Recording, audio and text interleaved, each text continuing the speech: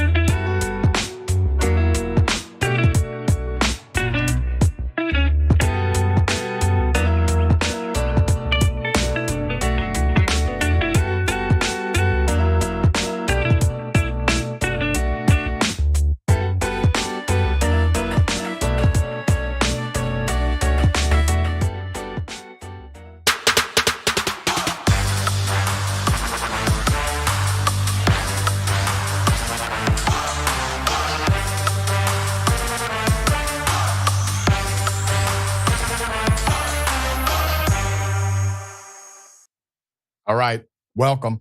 It's indisputable. I'm your host, Rashad Richey. Good to be with you. We have a lot on the agenda today. Breaking down news of the day, none other than Mr. Jackson White. Always fascinating to have his brilliant analysis. Top story of the day. Hell of a thing. We have an update. Cop involved in a brutal arrest of a black man is still on the force, but the charges have been dropped. We first brought you this on Indisputable. Let me remind you, here it is. Is this your property? Go, man. Is this your property? Big fat boy. Go, man. Is this your property? Go, man. Nope. It's gonna be my property. What you doing, bro?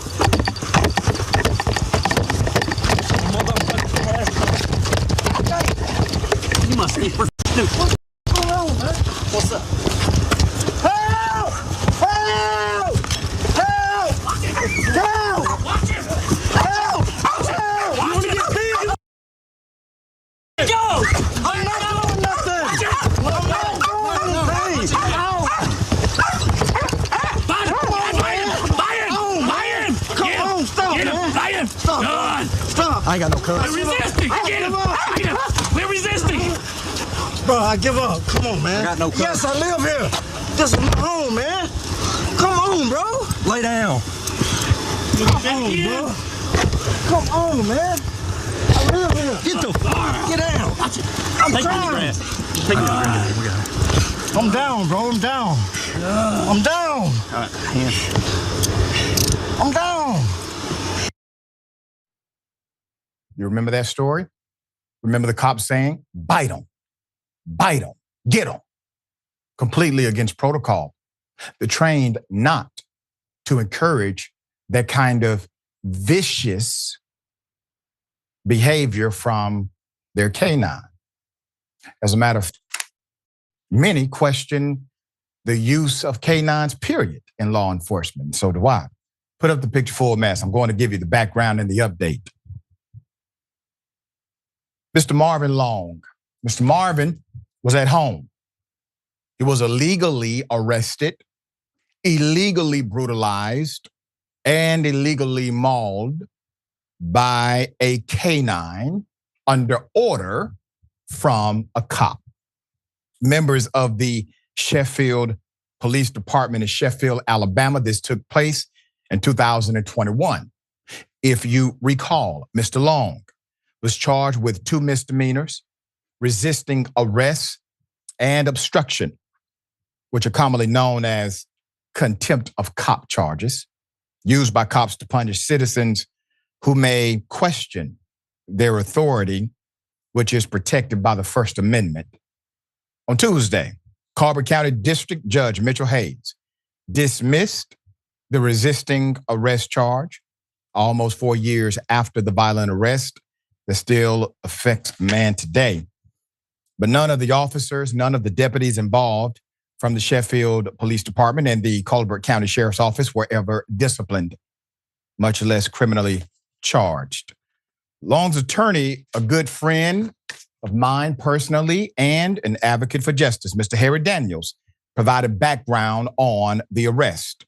Quote, on the day in question, Mr. Long was in his home when he noticed a police car in the road. Being a concerned neighbor, he went outside to see what was going on.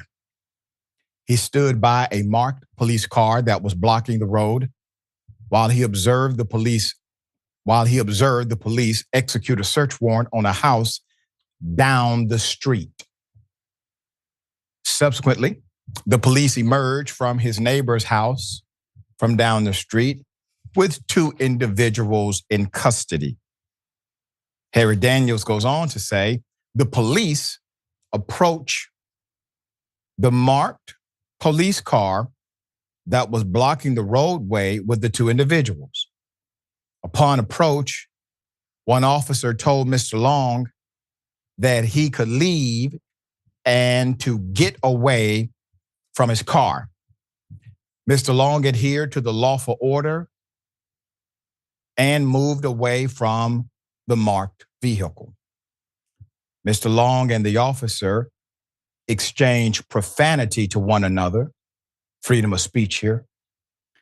Mr. Long walked back to his house and was on his porch when the officers decided to approach him. The video speaks for itself of what happened next, end quote from attorney Harry Daniels, civil rights attorney at law. Now, what does it seem like so far? Without you having the video of those interactions, seems as if the police simply wanted to put the black male in his place. How dare you question our being in your neighborhood, blocking roadways and conducting perhaps illegal activity? How dare you question us? Well, he's a tax-paying citizen.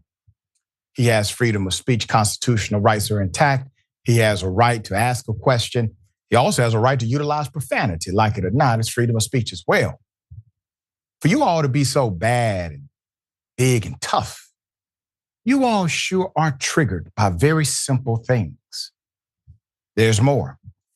So Risner then ordered his police dog to attack Mr. Long, evidently taking sadistic pleasure in hearing Mr. Long cry out in pain. Mr. Long was bitten by the police canine on the same leg that he had surgery on to replace his bones with rods. This is in the lawsuit. Mr. Long was then placed in handcuffs afterwards. At this point, Mr. Long needed medical attention from the dog bite and from the attack from the defendants. However, defendants took Mr. Long to jail for booking rather than to the hospital.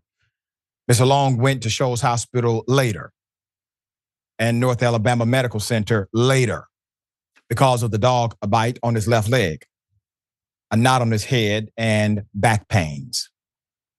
Quote, as a result of the assault, Mr. Long sustained physical injuries and permanent scarring to his body, the lawsuit states. Additionally, Mr. Long also suffered emotional injuries and damages as a result of the defendant's unlawful and unconstitutional acts. Remember, cause and effect is important. What was he doing at the time of their encounter? When they approached him, he was at home. He was on private property. He had the right to remain silent. He did not have to identify a damn thing. Some would say, oh, wait a minute, Alabama is a stop and identify state. This is correct.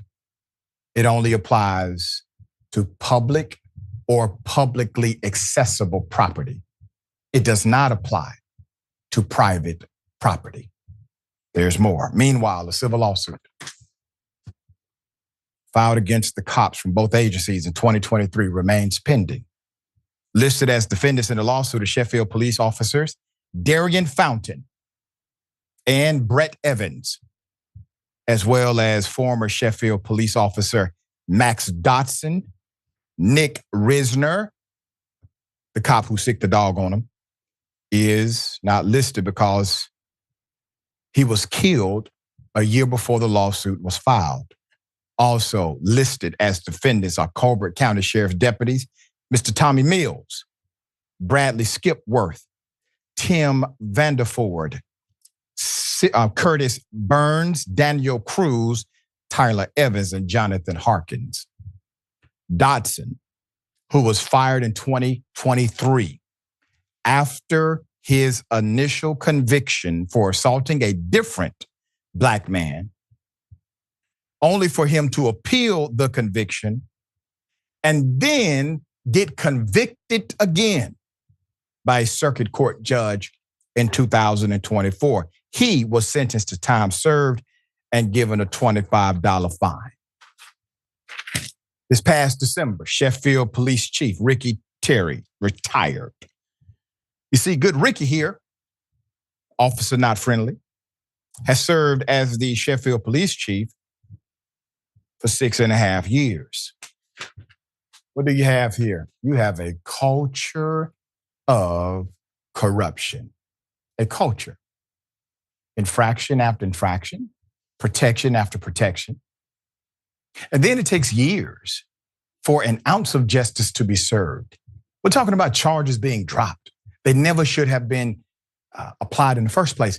And if we're going to talk about charges, why is it that these cops have not been criminally charged for what they did? Everyone clearly can see what happened. And then attorneys like Harry Daniels are few in this country.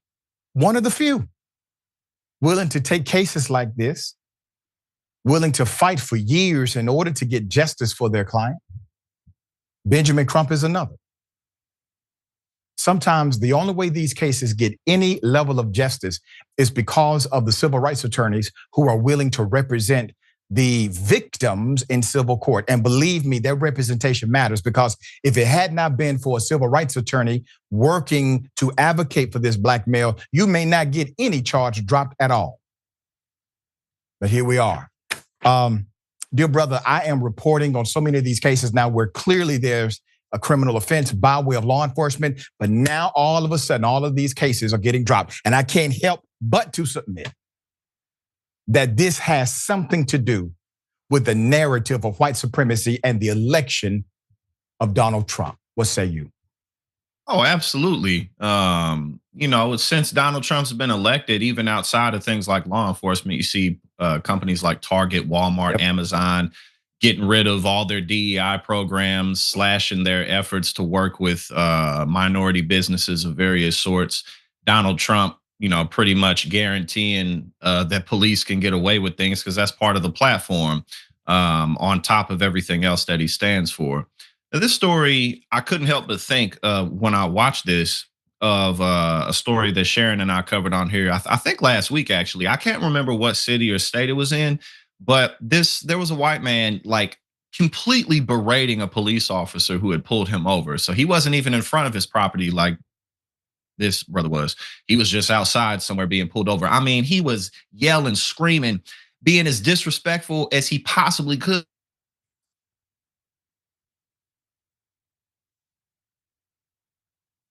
Okay, it seems like we may have had a technical issue. We're gonna go to a quick break. We'll come right back. We'll fix it, resolve it. Stick and stay indisputable.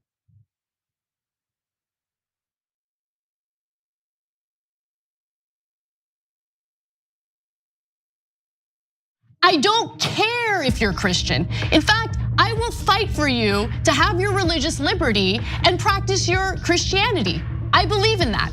I don't believe in Christianity, which means that you do not get to dictate the way I live my life based on your religion. I don't care what the Bible says. You have every right in the world. All those women who identify with your religion have every right in the world to not get an abortion, to not take birth control, but they do not have the right to dictate my life and what I decide to do with my body. I don't care about your goddamn religion. I'm so tired of having nonstop conversations about what the Bible says. You live your life in the way that you interpret the Bible. Again, I don't care, but you don't get to take the Bible and tell me, well, the Bible says this in this chapter, in this verse. I don't care. I don't care, I don't believe in it, and I have the right, based on our Constitution, to not believe in it. Here I am, Nancy Pelosi, saying this country needs a strong Republican Party, and we do. No one is representing what I call the silent majority, which is about 2/3 of this country, indisputably progressive. But now we say the time has come for regime change in American television. The Young Turks Network. You have the Young Turks saying this is the time to fight for our values. Young Turks is the oldest left media institution I believe that there is. Real front runner in the online media space. You guys might know us. Biggest online left of center outlet that exists. All of you know the Young Turks. People from this district heard about Justice Democrats by watching your show. Thanks to the Young Turks for covering Trayvon Martin's case early on when few people were covered. They don't stop, I won't stop. Racism won't stop, so I won't stop. Species are at risk of going extinct. Major media outlets did not dedicate much time at all to that. We reached a whole heap of people with our progressive message. We're not the Young Turks, you're the Young Turks. That 300 million is a pretty good number, Well, that's the size of the US population. You know what our next target is? The size of the entire world. We just crossed 5 billion views on YouTube. I mean, imagine 10 years ago thinking, one day, we would have looked at you like, are you nuts? Young Turks has just passed another milestone.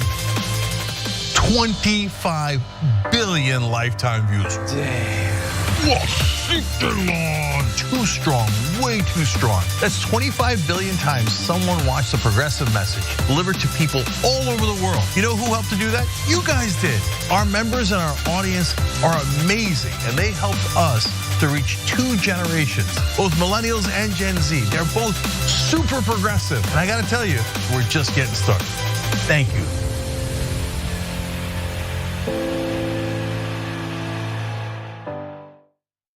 All right, lots of comments. You guys are the best. I'm gonna read a few comments from our members. Mr. Methuselah says on YouTube, super chat, thanks for all the important work you do for TYT for the movement. Do you know who had the first super chat when I got back from vacation? You won't be surprised to find out. Billy B. Taylor. What do you know? Billy says, rejoice, for Dragon Daddy has returned. This question sent to us by Izzy Sanchez Jr. Is it me, or is Meghan McCain talking as fast as Ben Shapiro? Is that the way the right tries to look smart and intellectual? Well, yes. Michael Nathan writes it on Twitter. Did Anna choose Cenk's outfit today? I'm sure it wasn't Cenk himself. Man Bun Jenkins Skinny Jeans says, so now Anna has pointed out, okay, that's his handle. T. Joyce, 1971, saying Donald Trump is good at pulling out of things, NAFTA, the Iran deal, NATO. It's just too bad Fred Trump didn't.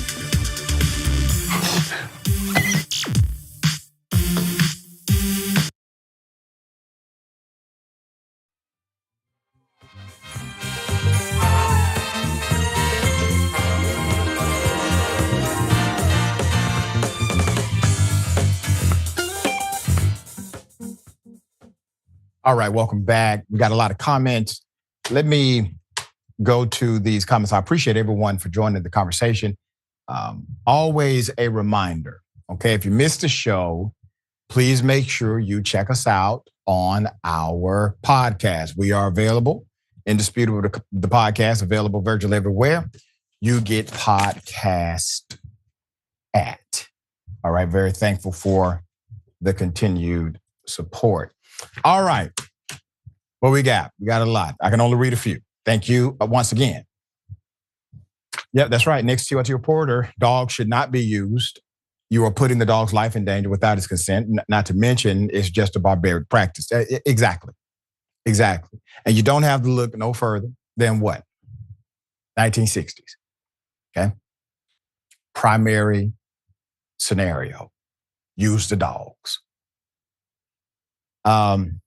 That's true. V. Brown says a dog bite is a different type of pain. It is.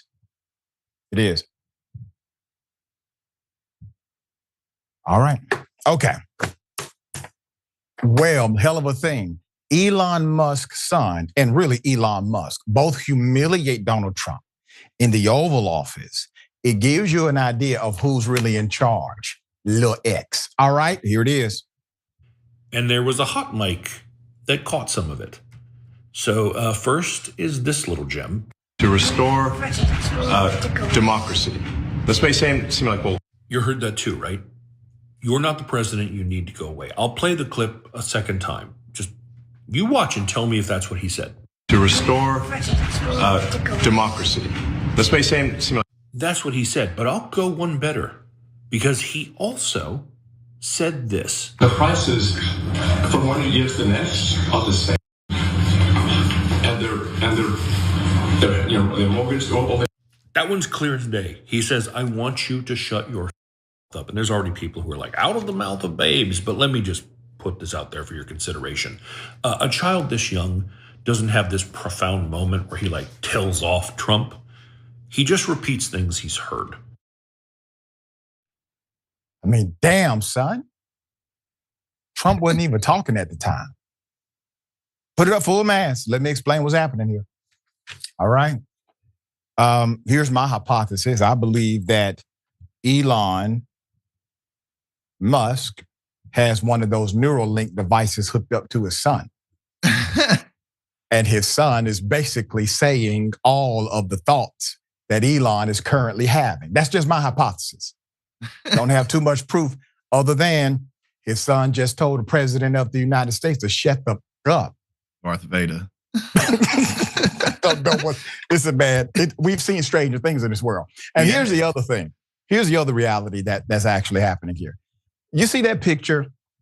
There are some other things happening. Number one, nobody is allowed to bring their child into the Oval Office during a business meeting per Trump rules, except obviously Elon. No one is allowed to break the official dress code of the Oval Office per Donald Trump rules, except Elon Musk. You see, it is required that you wear a suit and tie in the Oval Office, except Elon Musk. No one is allowed to tower over Donald Trump during a press conference or interview. These are rules established by Trump himself. However, Elon Musk has violated every single one of them. And I guarantee you he did it intentionally to show you who's actually in charge. So during Elon's press conference in the Oval Office, his son had some choice words for Donald Trump during the viral interaction. Trump signed an executive order that will give more power to Elon Musk and his agency known as Dodge. Really Dodge. So here it is. The order requires federal agencies, the federal agency heads, to work with Elon Musk and comply with its demands to shrink the federal government. Now, he has more power than he had on day one. He has all force of power, federally speaking, to do whatever he wants to do with every federal agency in the United States government, signed by way of executive order from a weak-looking. Put the picture back up again. Look how subservient Donald Trump appears. Do you believe J.D. Vance will ever be able to come to the Oval Office with a t-shirt and a damn trench jacket and a baseball cap? Hell no. Do you think J.D. Vance will be able to interrupt Donald Trump while Donald Trump is speaking? Do you think Trump will allow J.D. Vance to ever have that type of photo with him? Just a reminder, J.D. Vance is, on paper, the vice president of the United States. Okay, it's kind of like Trump is the president on paper. Musk did the bulk of the talking to reporters on Tuesday, which once again, another violation of Trump rules, and assured the public not to worry because he's investigated himself and has done nothing wrong. Quote, the people voted for a major government reform, and that's what the people are going to get, Musk said. They're going to get what they voted for, end quote. Here's what's interesting. Let's put this other picture up. No one in MAGA is complaining that Elon Musk is African.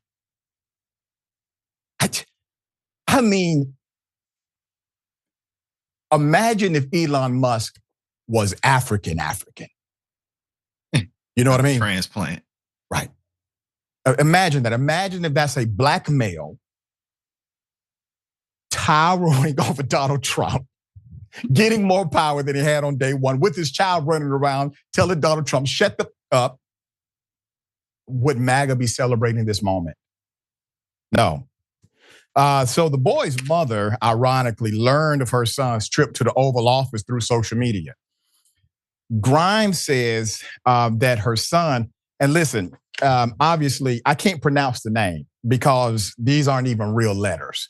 They're letters and numbers to denote what the son is. We're just going to call him X. Should not be in the public like this after learning Elon Musk brought him to the Oval Office. Grimes revealed that she wasn't aware of her son's viral moment, only learning about the Oval Office appearance through a random X user. Grimes says he should not be in there. He should not be in the public office in the public like this. I did not see this. Thank you for alerting me, but I'm glad he was polite. Sigh.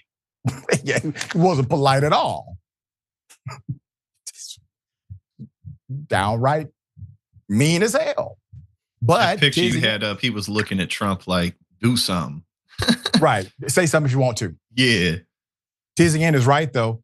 He's too young to really generate these thoughts on his own. These thoughts or these words are being generated by the mimicry activity of young people who obviously listen and hear the conversations of adults around them. Now, following Grimes' split from Musk in 2022, she has repeatedly distanced herself, but posted these remarks following his infamous alleged Nazi salute. Quote, "It's absurd that someone can be this canceled for something their ex did before they even heard it happen," she wrote. "I am not him. I will not make a statement every time he does something. I can only send love back into a world that is hurting," end quote. I thought that was a remarkable response. She added, "To be clear, I could go talk ish and be on a bunch of magazine covers and be a feminist hero and get clout, but it will serve no purpose. I choose my children's well-being." Not 100% positive of what that means. It sounds as if she talked more, that her children would be either threatened or perhaps harmed in the public back and forth, which is likely. All right, dear brother, there's a whole lot to unpack here, but it is clear Donald Trump is not in control of the United States of America, period. No, he's not. And, perhaps more importantly, he doesn't really care. We know the only reason he was actually, in 2016, Donald Trump basically accidentally became the president of the United States. And he's kind of been trapped in that ever since. And the public, got him out, bailed him out of those 91 charges that he had. And at the end of the day, Elon Musk is where he is. And we've been saying this, but it's clear and obvious that he was standing in that office because he donated over $200 million to this campaign. He bought the campaign. He bought the Republican Party. If Donald Trump was going to kick him out, he wouldn't even be there in the first place, because why does he need Elon Musk to be there? But Donald Trump's not on top of anything because he doesn't actually have a plan. The agenda is just Project 2025, and they're pushing it out as quickly as they can before the 2026 midterms. Elon Musk is having these, prepubescent teenagers infiltrating all of the government agencies, getting ready to cut everything so that he can get even more taxpayer dollars for his subsidies. And never forget, y'all got to put it up on the YouTube or the Facebook page or something. Donald Trump, in his first term, tweeted out something just roasting Elon Musk, basically saying you'd be nothing without subsidies. You were on your knees begging me. And now the roles have changed. Are Republicans going to get rid of this guy? No, because he can keep giving them money. He's an endless bank account for these people. They're not going to get rid of him. And he's fulfilling what the right wing has been pushing for in this country for decades and decades, which is to dismantle the administrative state and to undo what FDR did with the New Deal. Yeah, so you make a great point. You make a great point. Trump said it years ago, and he said the truth. The truth is, that's how Elon really makes money. He doesn't make money by creating great things that are greatly profitable. He makes money by having these great contracts with different countries. I mean, China is a big one. And Elon Musk makes, his companies contractually put together in America, he makes $8 million a day. So it's not the unlimited bank of Elon. It's really the unlimited bank of the taxpayer at the end of the day. All right, hell of a thing. A Black Marine falsely accused of stealing dog food by a security guard. Let's put it up full mass. Here we go. So a Black Marine veteran humiliates a security guard who accused him of stealing dog food from Publix in an explosive viral video. So the Marine veteran stood up to the armed Publix security guard after the store cop grabbed his bag of dog food, believing it must be stolen dog food here. The dog food was purchased at Walgreens and even said on the bag, where it was purchased from. Quote, "You better get that gun out of my face," the black veteran says as he walks out of the store. He returns inside the store insistent that the dog food was not purchased at Publix, but at Walgreens. Quote, "Don't touch me," the veteran says. Security guard responds, "You don't have to yell.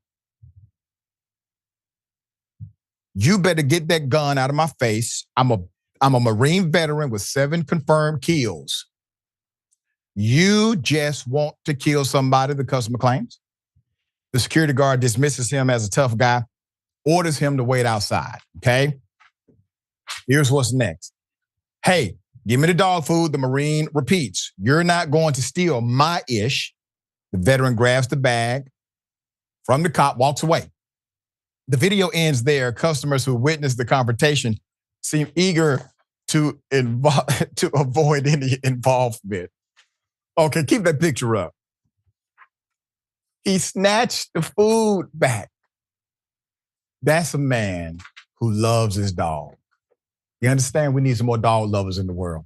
I already told you got 7 confirmed kills now. Go make it 8. That was the part. I said the other part, but that was in his spirit to say, let's not make it 8, because I really love my dog here. What's the moral of this story? When you see a Walgreens bag, assume it came from Walgreens. All right, Jackson, thoughts here. Yeah, I mean, I think I've made this point on this show before. If not, then I did it somewhere else. But you know, at the end of the day, pretty much when people see black people or think about black people in this country, where do they see them? On Fox News, where they're talking about crime rates. Oh my God, look at Chicago, look at New York, all these crime rates, these black people, they're gonna rob you. Or it's like some horrible movie on BET. You know, some Boys in the Hood 7, Boys in the Hood 8 movie, because that's the only movies that these channels ever play. It's like, oh, look at these black people in the hood killing each other and selling drugs. It's what they do. That's what they do, man. So like when people think, or it's like some rapper or some athlete, it's usually not anybody who's like a scholar or a doctor or a lawyer or someone like yourself. You know, there's so many people out here in the black community greatly contributing to society, that have greatly contributed to society in many ways, scientific inventions, different things like that. Yep. But now, you know, it's just the NWA, the record industry, television, selling that image of black people as you're just entertainment or these people are dangerous. And, you know, that subconscious messaging is strong. I agree. And it's interesting because they won't get the same contextualization. You get a white male walking in the store with his hat flipped to the side. He's treated as a white male. I even can tell the different way I'm treated when I wear my A-Town hat, when I dress in my hip hop gear, rather than having on a suit and tie with blazer and dress shirt. There's a different approach that individuals will have. And the reality is it shouldn't be that way, because we are all human beings, period, and should be treated with respect as such. All right, well, that cop got his ass handed to him. It was a beautiful sight. We got more on the other side. It's indisputable, stick and stay.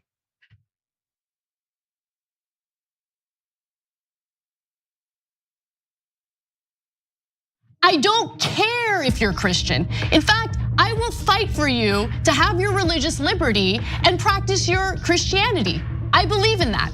I don't believe in Christianity, which means that you do not get to dictate the way I live my life based on your religion. I don't care what the Bible says. You have every right in the world. All those women who identify with your religion have every right in the world to not get an abortion, to not take birth control, but they do not have the right to dictate my life and what I decide to do with my body. I don't care about your goddamn religion. I'm so tired of having nonstop conversations about what the Bible says. You live your life in the way that you interpret the Bible. Again, I don't care, but you don't get to take the Bible and tell me, well, the Bible says this in this chapter, in this verse. I don't care. I don't care. I don't believe in it. And I have the right, based on our Constitution, to not believe in it. Here I am, Nancy Nancy Pelosi saying this country needs a strong Republican Party, and we do. No one is representing what I call the silent majority, which is about 2/3 of this country, indisputably progressive. But now we say the time has come for regime change in American television. The Young Turks Network. You have the Young Turks saying this is the time to fight for our values. Young Turks is the oldest left media institution I believe that there is. Real front runner in the online media space. You guys might know us.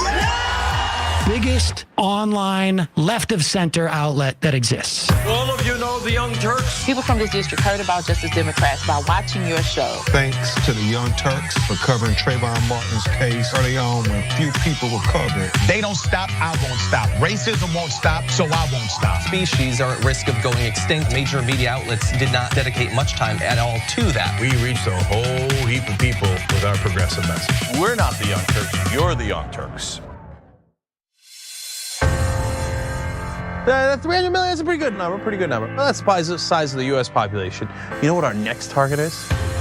The size of the entire world. We just crossed 5 billion views on YouTube. I mean, imagine 10 years ago thinking one day, we would have looked at you like, are you nuts? Young Turks has just passed another milestone. 25 billion lifetime views. Damn. Too strong, way too strong. That's 25 billion times someone watched the progressive message delivered to people all over the world. You know who helped to do that? You guys did. Our members and our audience are amazing, and they helped us to reach 2 generations, both millennials and Gen Z. They're both super progressive. And I gotta tell you, we're just getting started. Thank you.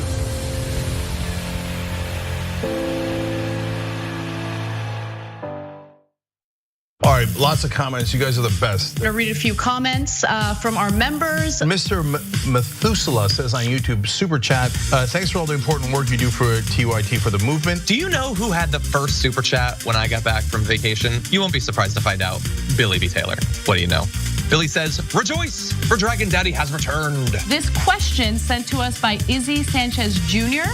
Is it me or is Meghan McCain talking as fast as Ben Shapiro? Is that the way the right tries to look smart and intellectual?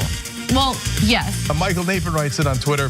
Did Anna choose Cenk's outfit today? I'm sure it wasn't Cenk himself. Man Bun Jenkins Skinny Jeans says, so now Anna has pointed out, okay, that's his handle. T. Joyce, 1971, saying Donald Trump is good at pulling out of things, NAFTA, the Iran deal, NATO. It's just too bad Fred Trump didn't.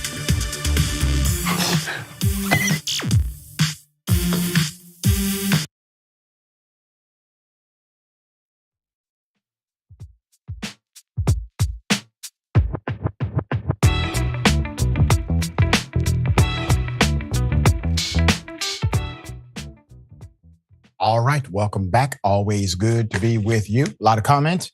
I'll read as many as I can. Purple Rain Dragon, that baby got that from his daddy, the real president. That's right. That's correct. David Morris, the orange blob's body language spoke volumes there. Yeah. It was like he was afraid, like, no. I don't want to say anything to offend anyone, especially young Elon. That's right, Velvet Goldmine. Do his followers still think Trump is a strong man? What kind of strong man lets himself be pushed around like that? They trying to think that. They doing their best. The strong man that never was. That's who. All right, okay. Got something for you. Ladies and gentlemen, I wish a Karen would. You want to call the police on him for having a barbecue on a Sunday. I feel free! Back off! I'm going to tell them there's an African-American man threatening my life. What did you say about Mexican men? It just happened before. Do you know what 1444 means? Your number. What does it mean? 14 mean Hail Hitler. Hail Hitler, 1444. Look, no, 1444, yeah. I'm recording you, so exactly. Yeah, you guys dumbass bitches don't know. Don't listen to him. No. Fat girl. Yeah, what? What, bitch?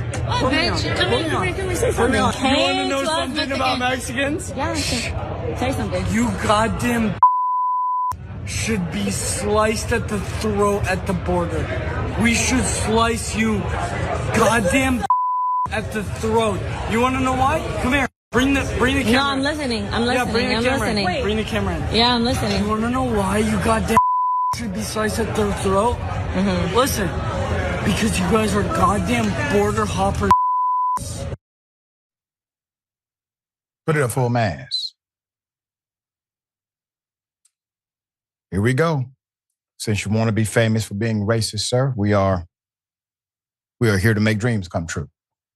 According to Atlanta Black Star, Bert Brudenell, a 19-year-old male, was fired from his job shortly after a video that went viral on social media capturing him going into a slur-laden rant about Hispanics at the WM Phoenix Open in Arizona, okay? So this was a teenager, 19, talking with a group of women, making a slew of egregious racist and sexist comments.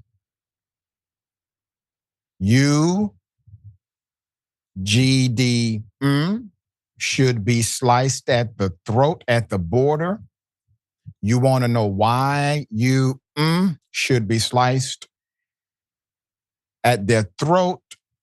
Because you are GD border hopper N-words.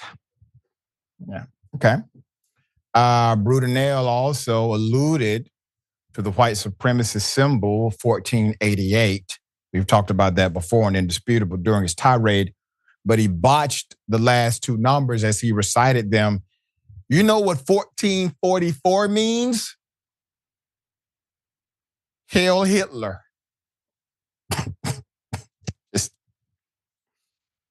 Brudenell stated, quote, "You guys, dumb B-word, don't know ish, fat girl, end quote.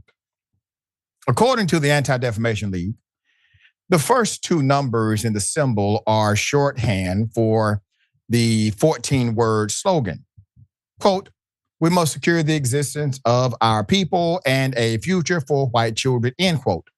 The 88, however, stands for Hail Hitler because H is the 8th letter of the alphabet.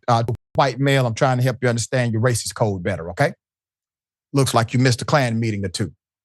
He's not old enough to attend yet. Right. Unfortunately for Brudenell, he was wearing a hat with the logo of his employer while the video was being recorded, which made it easy for the internet sleuths to figure out where he worked. Soon after the clip was posted and reshared, the home security system company, Vivint, commented underneath the clips of Brudenell that were shared on multiple IG pages and revealed that he has now been fired. Quote, "We have identified the individual and terminated his employment. This behavior is abhorrent and in no way reflects the values of our brand," the company wrote. Now I'm going to keep their picture up. All right.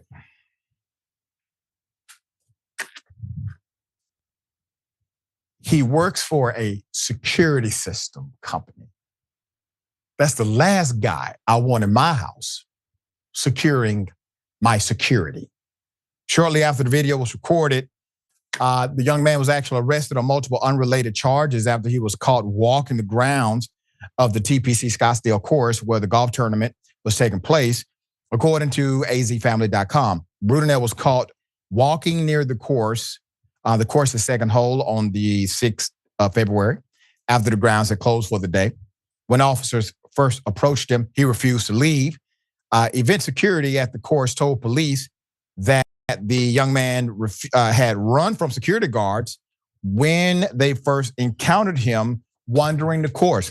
Amazingly, he was apprehended. He's still alive. They didn't shoot him in the back.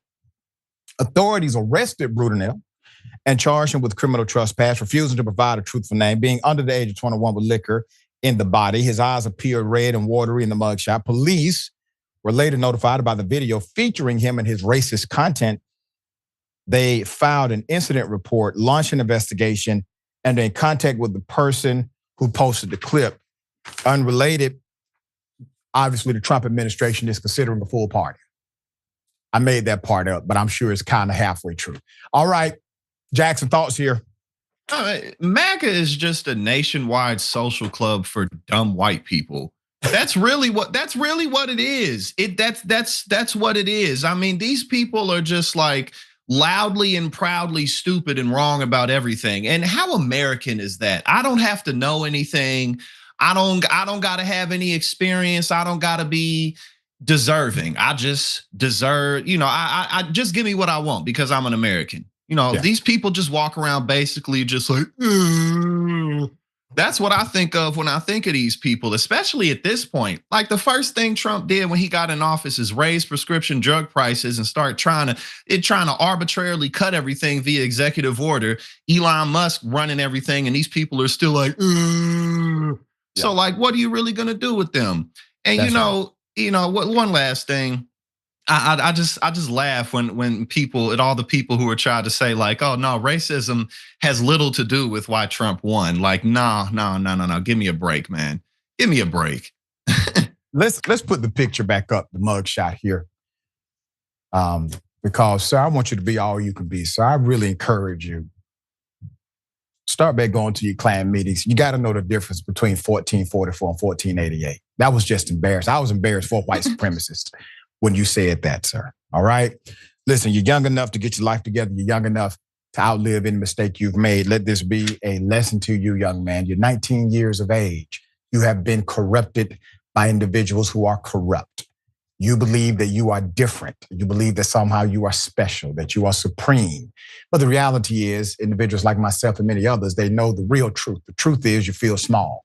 The truth is you do not believe you belong. The truth is you think that you are inferior. And that is the reason you utilize that lens to put other people down. All right? All right. Okay. Racist Nazi drivers decide to throw bottles at women in Colorado. Here's the video. I'll make a video. I'm so concerned by that behavior. That's crazy.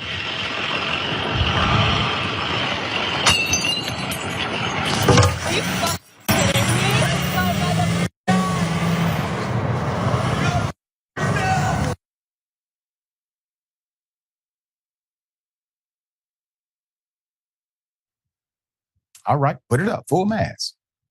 Got a good picture here, okay? According to the post of the clip, this happened last week in Denver, Colorado. So 3 Denver women protesting mass raids, protesting deportations against immigrants, were met with violence and racism in a viral incident caught on camera. Ellie, Ruby, and Eileen were walking down Lincoln Street on Saturday, the 8th of February, to join the demonstration at the state capitol building, holding signs under their arms with phrases including "Deport racists" and "Immigrants make America great."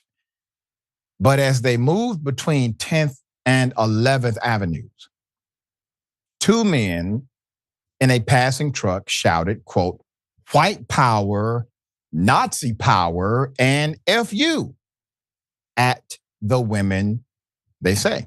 According to the women, that's when they started recording. The video shows the truck driving backward down the one-way street toward the women walking on the sidewalk with the front seat passenger flipping them off. This is called dedication. These individuals are trying to get to these women so badly they are willing to do all of this. The passenger then throws a glass bottle out of the window toward the women, which breaks in the street.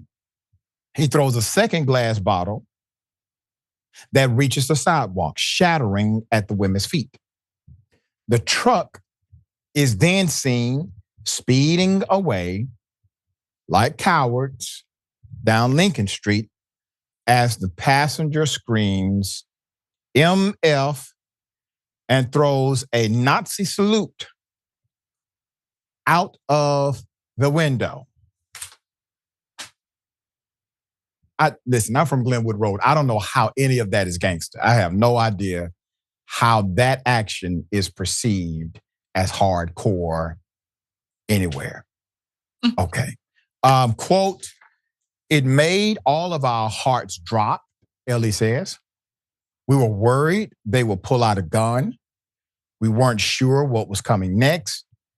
We weren't sure what provoked them to even do this. Well, they're racist, period. Ruby adds that it seemed the men were driving around the area in the goal of finding protesters to attack. Quote, it was kind of pathetic. 2 guys going after 3 girls, she notes. Exactly.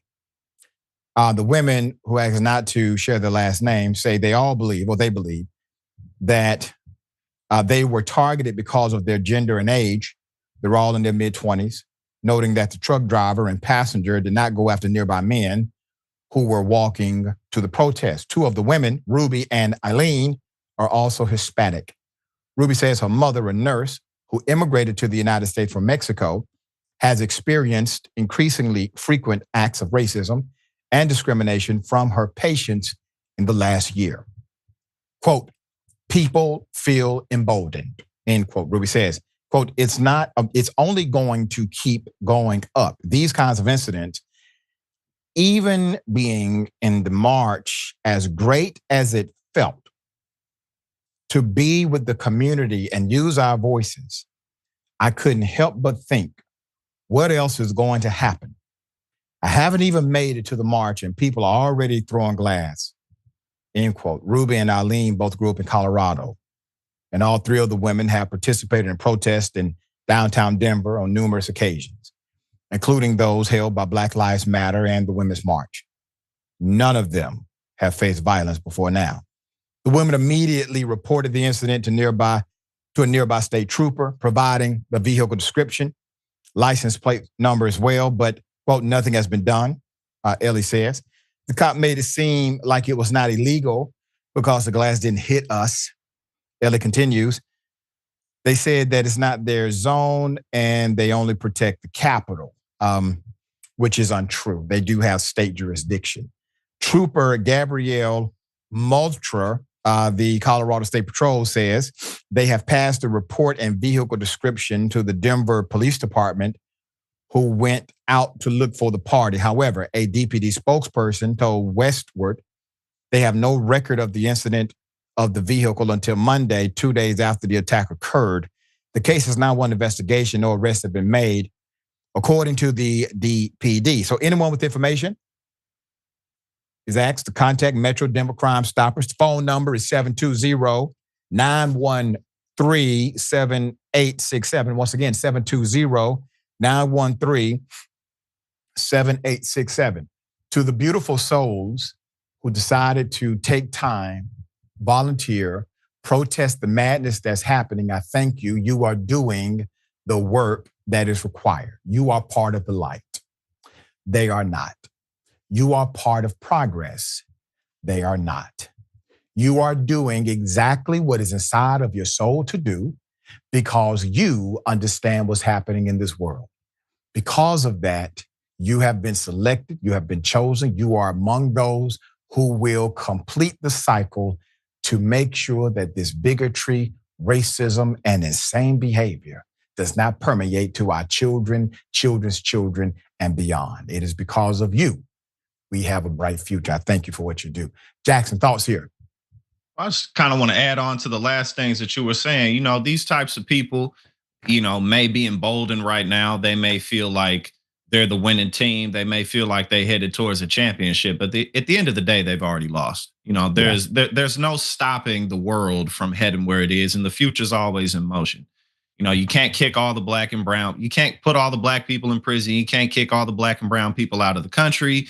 You can't make America an isolationist nation. You can't do any of that. You know, you can break things and kick and scream on your way down, but at the end of the day, the Civil War was won by the Union, and that's the direction that the country will continue to head. We may have to, you know, suffer a couple more blows, but really this is all we've been dealing with is this country's foundations and the end of the Civil War kind of really dragging and dragging and dragging and dragging. My father just turned 74 years old. He's older than Ruby Bridges. I brought this up before. A lot of the things that we think about the civil rights movement, oh, that was so long ago. No, it was basically yesterday. These people are still alive. They still upset about these things, and we got to keep on fighting. But at the end of the day, we've already won. That's right. And this allows us to identify who's who. All right. We didn't know this. We didn't know who was who. We know who's who now. Okay, we got more on the other side. It's indisputable, stick and stay.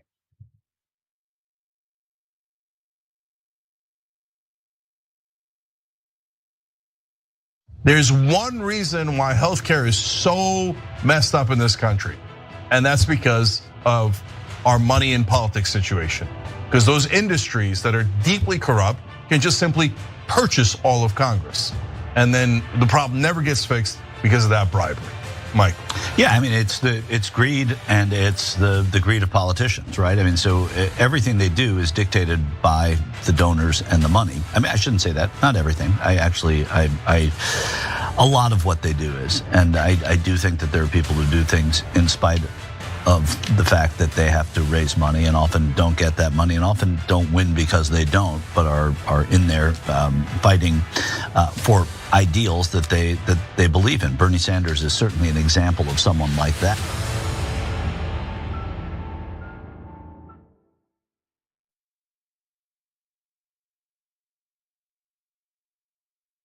I'm back to gaslighting. Did you and I talk about gaslighting on Old School? Probably. That boss gaslit all his female employees. People who manipulate others like that make you feel like you're the weirdo. Why won't you punch yourself in the face?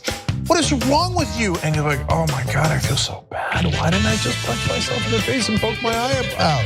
I'm 47 and I just figured it out like earlier this year. You figured out somebody was doing it to you, or that you were that it was that it would have been happening my whole life and I didn't realize it. Right. You want to know the 3 shows that I'm watching lately? Shogun, Anjin-san.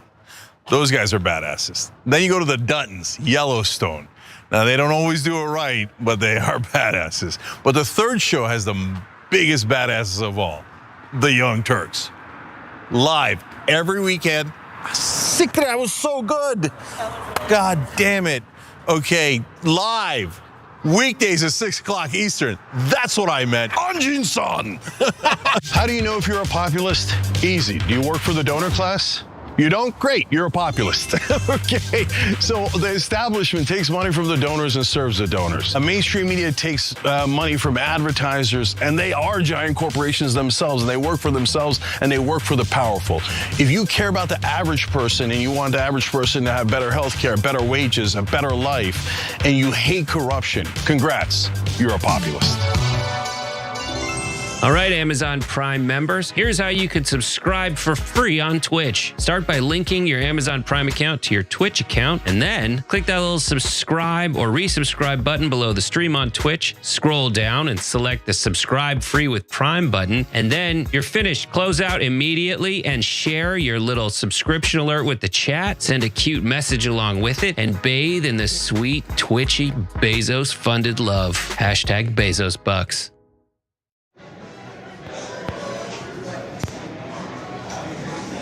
Now, top.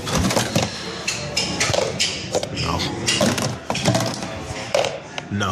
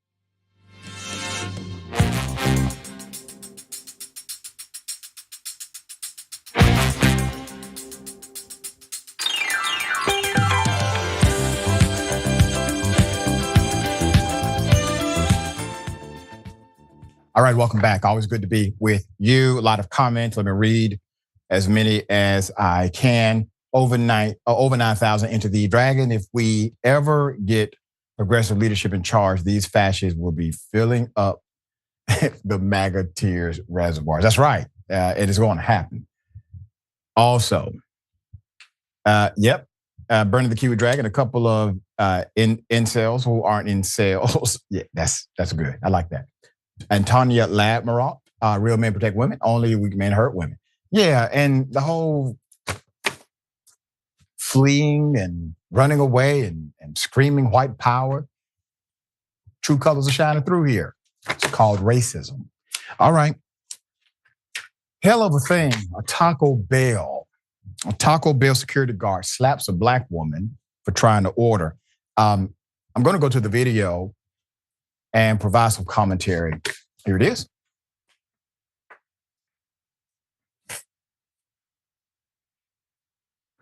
Okay. So there's the physical assault. Okay.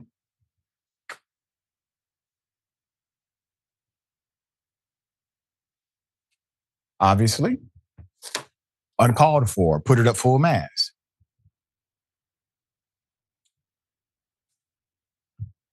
Footage from inside of the Taco Bell, this is in downtown Los Angeles, shows the restaurant security guard, according to the allegation, confronting a woman and then slapping her on the head. The woman is seen walking away, and the security guard follows her to the door after he tells her to leave the premises. The video does not show the build-up to this, and it's unclear what sparked the exact confrontation. Taco Bell has been reached for comment, but there has reportedly been no response. We need to know what the hell happened here. Okay?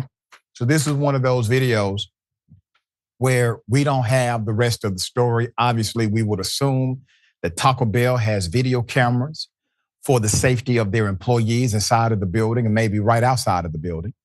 We assume that there are witnesses to this encounter who may not have had the opportunity to provide their explanation as to what happened. We also assume that a manager is somewhere in the mix of this. And so we would like to have more information. If you got more information, please contact us at Indisputable. But on any day of the week, when I see someone, put those pictures back up.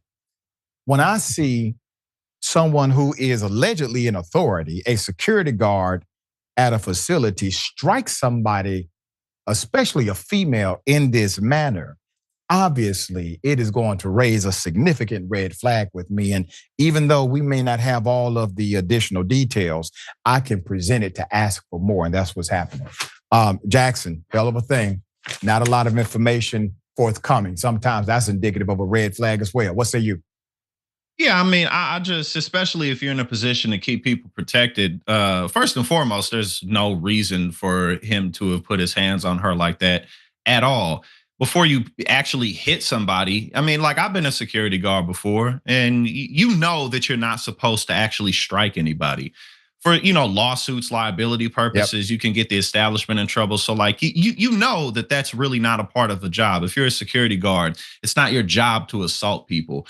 So, whatever type of trouble that he finds himself in because of that, there's no sympathy to be given his way. And I was just kind of chuckling because it's like, if I slapped him like that, his whole head would break. And right. I always hate when I see stuff like that because it's like, okay, man, like you're a tough guy, I guess. But yeah, he knows better. At the end of the day, he does. Yeah, that's right. All right, we'll bring you updates as they come, guaranteed. Okay, interesting. Update on Wendy Williams. Wendy Williams says that she's trapped in a living facility. Put up the picture full mass. Story has a lot of twists and turns. So Wendy Williams says she is trapped in a living facility. Reportedly, her court-appointed guardianship has made the talk show host feel like a prisoner. In Tubi's latest documentary, TMZ Presents Saving Wendy Williams, the talk show host spoke with the outlet about life behind the walls of a long-term care facility. Williams says she's been isolated for the past year. Her new living arrangement comes after court-appointed guardian Sabrina Maurice was tasked to spearhead her personal and financial affairs. This was back in 2022 when it happened. So the guardian previously stated Williams had a formal diagnosis of dementia. And this is a frontotemporal dementia. Primary progressive aphasia by doctors at Weill Cornell Medical Center, per People magazine. So court filings label Williams as legally incapacitated is what that led to, which led to the appointment of Sabrina to oversee the affairs, okay? So through Williams, though Williams denied the diagnosis, she holds little power over her own life now. She told TMZ in the documentary that the guardian prefers she stay under the intense restrictions instead of live a normal life. Quote, all I know is that she doesn't want me to do that, and that's a fact. And I want my life back, Williams said in the documentary. Where I am is this place where the people are older, you know what I'm saying. They are in their 90s and 80s. They call this the memory unit. I am part of the memory unit. A memory unit, in other words, what? Somebody who doesn't remember crap, end quote, Williams said in the documentary. Williams also said she often eats lunch and dinner in her room as opposed to eating with the other residents because it's so GD depressing, adding that living there is suffocating. She further told TMZ in the documentary that she had little to no access to technology except for the room, phone, and a television. She said she's been asking for an iPad, but to no avail, and also cannot have her cell phone to call friends or family. They can't even come visit her, she said. As of now, the guardian asked the court to order Williams to another medical evaluation to assess whether she actually has the dementia diagnosis that landed her in the facility, citing Williams' comments to the Breakfast Club where she denied the claims of dementia. And so just hours after TMZ's documentary on Wendy Williams dropped on Tubi, things started moving to end her guardianship. Sources with direct knowledge tell TMZ, Wendy signed an affidavit Wednesday afternoon asking the judge to set her free, according to the affidavit. Wendy says she has regained capacity to function without a guardian. Wendy also says in the affidavit she doesn't have frontotemporal dementia, despite what the doctors had claimed. In her Tubi documentary, TMZ presents Saving Wendy, after we explain the dementia never gets better, and anyone who watches knows Wendy is much better than she was 2 years ago, okay? Now, this is an interesting note because if she actually had the diagnosis 2 years ago, that kind of diagnosis is not regenerative. It's a degenerative diagnosis, which means she would be significantly worse today than the diagnosis date, okay? One source, or our sources, say Wendy will be evaluated or re-evaluated by a doctor next Tuesday, and this doctor was selected by the attorney Wendy has hired to end the guardianship. We're also told the following day, her lawyer will file an emergency order to show cause, translation, a petition to force the issue with the judge who has the power to end the guardianship. If the judge turns down the request to end the guardianship, we're told Wendy will demand a jury trial where jurors will decide if Wendy has regained her capacity to run her own life without guardian control. Well, the first sign of that is the fact that she signed the affidavit. Second sign, a 2-year-old diagnosis of a degenerative cognitive disease. and there's no cognitive decline from the date of diagnosis, that's going to raise some medical red flags as to the initial diagnosis. I am no doctor, but damn, this really sounds like something ain't right. All right, Jackson, thoughts here. Yeah, I mean, this is just a really heartbreaking situation. You know, if you can empathize and imagine if it was a family member or a lifelong friend. And Wendy Williams, you know, whether you enjoyed her content or, you know, the type of shows that she did or not, she built a very successful life for herself. And to all of a sudden be in a situation where she doesn't really have autonomy or sovereignty over her own life and her own environment is really a situation that I think shows you what's really important in life and the things that we take for granted, just having some sovereignty over our everyday, day-to-day lives. And now that she has, you know, kind of the branding of dementia on her, it's easier for people to take advantage of her as it's happening right now. So I'm sure at this point, she just wants to be with her family and friends in her own place and not have to worry about all of this, but it's just really sad to watch. Yeah, it really is, and I hope the best for her and the family. We shall bring updates as they come. We got more on the other side. It's indisputable. Stick and stay.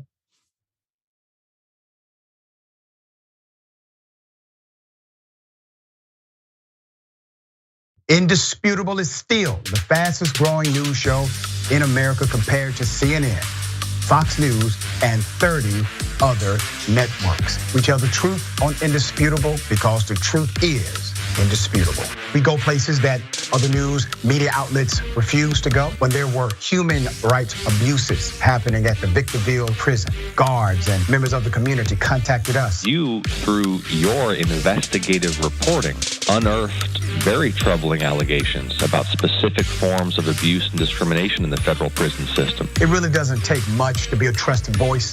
All it takes is to be fearless, report on matters, be an advocate. I called it the bullpen intentionally because it's a place of preparation. We present individuals who may have an opposing view, so we debate. Sometimes we interview individuals because their stories deserve to be heard. A survivor of significant police misconduct and his attorney. We covered this story earlier, and to remind you of the horror of one man being shot at damn near 100 times by the police. We take time on this show to showcase the temper tantrums of Karens in the wild. We do this not because we want to see people's emotional outbursts in public, but because these incidents are emblematic of a bigger societal issue taking place across the nation, and it has to be checked. My friend, my big homie, attorney at law, Benjamin Crump. I just want to thank you, man. Educated, articulate brothers like yourself speak truth to power. It makes a great difference in changing the landscape in America. So listen, no matter what you do, don't allow the politics of ideology to evaporate the soul that still exists inside of you. They don't stop, I don't stop. Racism won't stop, I won't stop. Systemic bias won't stop, I won't stop. People still need health care, so I won't stop. People still need criminal justice systems reform, so I won't stop. You won't stop either.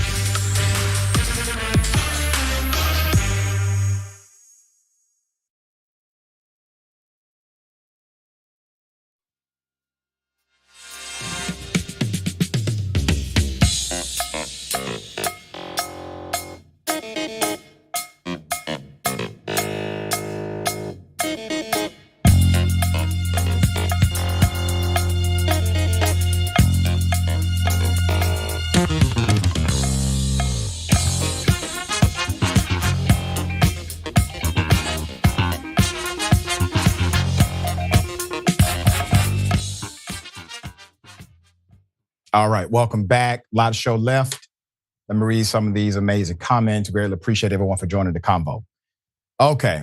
Yeah, that's right, Michael Martin. No one checked them. It seemed as if everyone was, that's right, Love Big 41, the security guard should be arrested. That's right, that's why we highlight it. Bring attention to it. Curry Diamond Curls.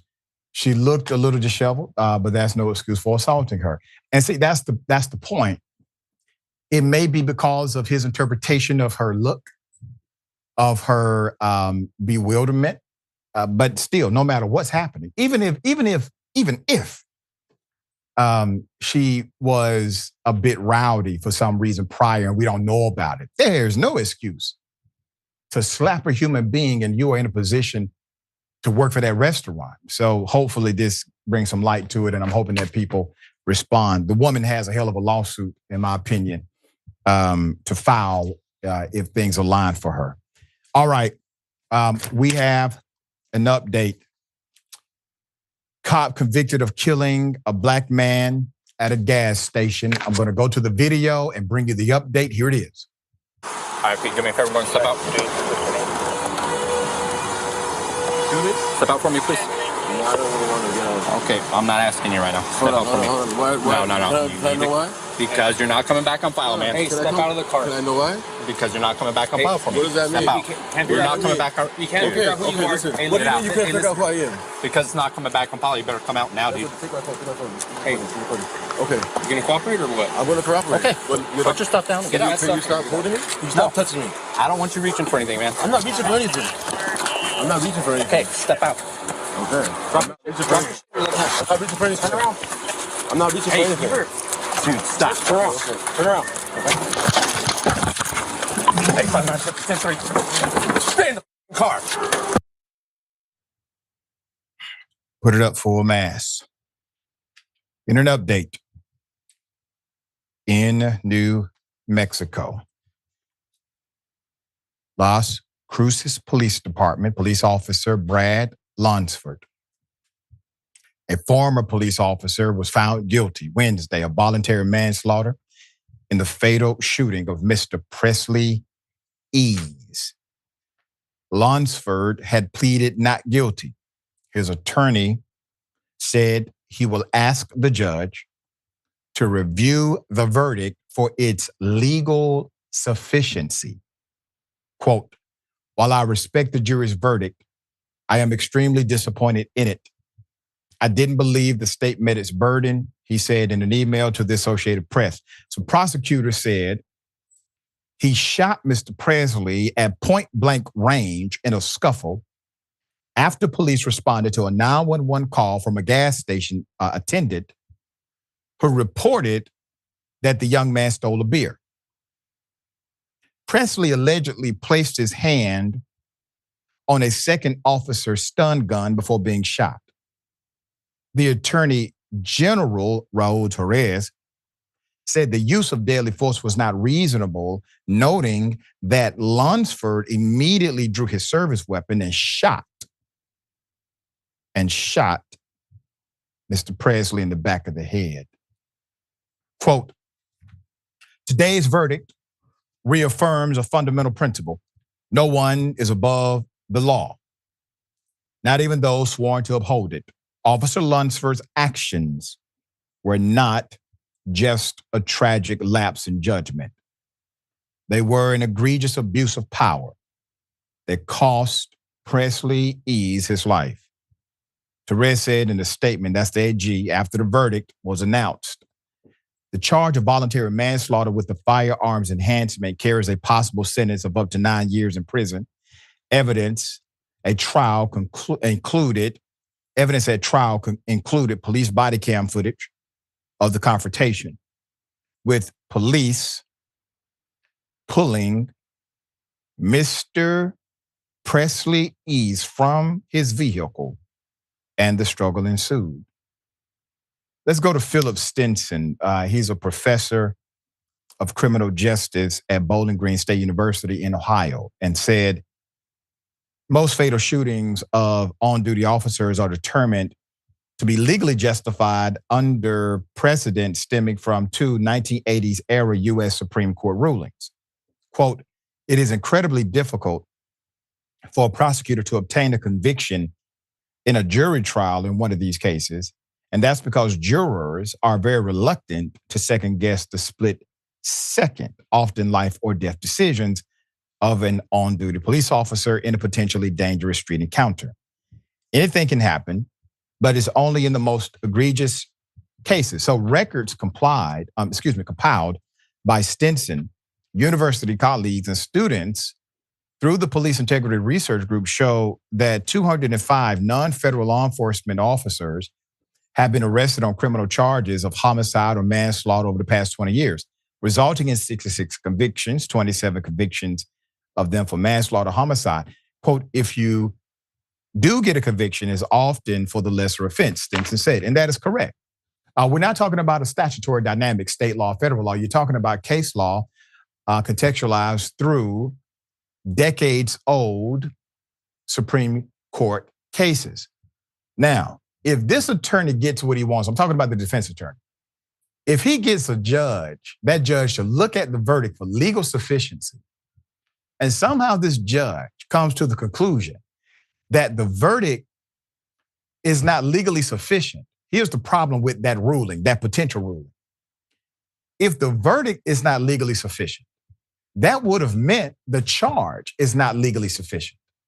In other words, it should have been kicked out on a pretrial motion rather than have a verdict overturned. Don't allow them to frame this in a different way. Once it was approved, meaning the charges were allowable, the indictment will stand, the person will go to trial, a jury will hear it. And then once, based on the rules of their game, their justice system, a verdict comes, and that verdict happens to be contrary to what may have happened in a previous time. All of a sudden, they want to change the rules, not before the game, not during the game, but after you won the game. That's a hell of a thing, isn't it? Many of us have never heard of a judge looking at a verdict for legal sufficiency. Why? Because it's rarely ever used. We accept the verdict because we accept that the charge was credible, was right, was appropriate and constitutional. Jackson, it's a hell of a thing this defense attorney is proposing. And for this defense attorney to be proposing to file a motion to that same judge to declare legal sufficiency is telling me that somebody has told him to do so. Yeah, and at the end of the day, and just back to that video, you watch this whole situation and what you're actually dealing with. And from the get-go, this police officer was ready to hurt this man. He had his grabbing his arm for no good reason. And we have to stay on top of stuff like this. This reminds me kind of like here in Missouri, if with these ballot measures, we pass a higher minimum wage to protect abortion laws. And then the state of Missouri, despite the fact in the very, very conservative red state of Missouri, despite the fact that people came out and voted for that, they're like, nah, we're going to try to stall it. We're going to try to bring it back. So you got to stay on top of stuff like this because people in power ultimately, they follow the law, but they break it too if they can. So, it's and that's really just how we operate. At the end of the day, people do what we can. So that's why you got to stay on it. But that really blew my mind when I saw them doing that here in Missouri. Like, oh, so the people came out and said, we want a higher minimum wage. And y'all like, nah. So that's all this judge is doing too. Yep, that's right. That's right. All right, we'll bring updates as they come. What if I told you that a Black man dies in jail because the jail staff refused to give him his heart medication? Put it at full mass. I'm taking you to the state of Florida. The family of 54-year-old Dexter Berry has now been awarded $300,000 after challenging the neglectful actions of staff members at the Duval County Sheriff's Office who oversaw Mr. Berry's stay at the county jail in 2022. Berry was arrested for simple assault, November 18th, 2022, for allegedly threatening his neighbor during a dispute over a Wi-Fi bill. Now, simple assault is typically a very light misdemeanor. According to the family's complaint, he informed the responding officer who took him into custody that he was a heart transplant patient who needed to take his anti-rejection pills multiple times a day. But the officer disregarded Mr. Berry's pleas. Quote, I can't miss those doses, Berry told the officer. The day after he was booked into jail, he made his first appearance in court where he recounted the same information to the presiding judge to no avail and was sent back to the jail that night without his prescription medication that was required. Records cited by the local paper revealed that Armor Correctional Health Services, that's the jail's medical provider, the contractor, noted Berry's need for his medication was, quote, urgent, but it never arrived at the facility during his stay. The family's lawsuit also asserted that prior to Berry's death, armor staffing levels were so low at the jail that they could not provide adequate medical care to inmates. At one point, the company's former director had to recruit volunteers from the Jacksonville Fire and Rescue Department to assist the jail's medical and nursing staff, the suit states. Berry bonded out of jail on November 20th that day. He immediately resumed his anti-rejection medication and sought medical help from the Mayo Clinic. However, those days that Mr. Berry was unable to take that life-sustaining medicine triggered an irreversible process of heart rejection that ultimately cost him his life. According to the complaint, Berry died due to heart failure on November 23rd.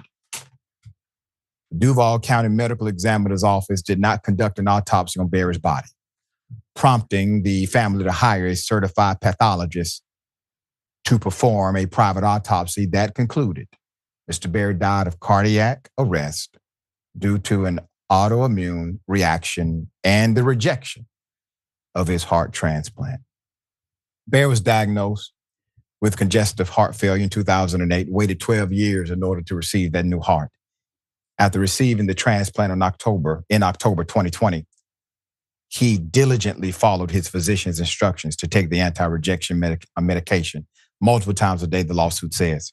His doctor performed a biopsy in April 2022 that revealed his transplanted heart was in excellent condition and that his body was responding well to the prescribed medications. But what good is all of that when not one cop, but multiple? When not one jurisdiction or judicial authority, but multiple, ignore you. One person could have made all the difference in the world. And to that system of justice, I want you to think about this. Your lack of care, your lack of heart, your lack of a higher conscience is why this brother is dead. It would have taken one of you. Let me talk to the judge. I mean, cops are rated so low, people just assume cops are going to do the wrong thing. That's unfortunate, but it's a reality. To the judge that heard the plea, Your Honor, you could have made it part of your order. You could have held the cops in contempt or the correctional officers in contempt if they did not provide this man with his life-saving medication. To the contractor, it would have taken simply one person to prioritize this man's life over the bureaucracy that was happening that particular day or maybe the day after. But nobody did. Nobody did. And now you have a man who's been taken away from his entire family. He waited 12 years for that heart transplant and now he's dead. What if this was your father, your brother, your uncle, your grandfather? Jackson, thoughts? You know, our punitive culture that we have here in America makes it such that once you enter the system, you're kind of done for. It's really, really difficult for people to be able to participate in society once they make it out or even while they're in there. You know, it's, as we can clearly see, getting access to medicine can be difficult because, well, who cares? You're just a prisoner. You in here anyway. We'll use you for your free labor, perhaps, but you're just another black man in jail. You know, ultimately, our prison system is a huge waste of money. It wastes resources, and it leads to outcomes like this, to where people lose their lives unnecessarily due to neglect. This country needs mass reformation when it comes to our criminal justice system and how it operates, who it targets specifically. And we need just more of an emphasis on real rehabilitation instead of just punishing people. So this, you know, definitely could have been avoided. And as you said, now this man has been taken away from his family because ultimately the people in positions of authority just really didn't give a damn. Yeah, two failed systems, typically unrelated. He survives the healthcare system, waits 12 years, gets a heart transplant, seems to be doing well, to only be failed by this other system called the criminal justice system. Both of these systems are supposed to be advocates for him. All right, we'll bring updates as they come. We got more on the other side. We don't have more on the other side. All right, Jackson, tell people how they can follow you. Check out your great work. Oh yeah, we done. We Dr. Richie ready to keep on rolling. We ready to keep rolling, man. What right, else story? Right. Yep. Yeah, but y'all can always good to be here with you. Check me out at Politics and Paper on YouTube, youtube.com/@politicsandpaper. I got some really exciting projects coming up. Some really good work that I'm doing for my home city of St. Louis. That I'll be unveiling soon in the spring, which is a few weeks away. But in the spring and summer, I'm gonna be doing a lot of really good work here. So check me out at Politics and Paper, and I'll keep you updated there on what's going on. Thank you, dear brother. We appreciate all you do. Remember, take care of yourself, take care of each other, take care of the planet. Remember, the truth is always indisputable.